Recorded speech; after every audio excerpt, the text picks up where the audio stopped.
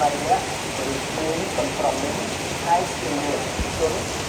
ដកត្រង់ចេញពីបទអនុជនមួយពុទ្ធោនៅចប់ហើយ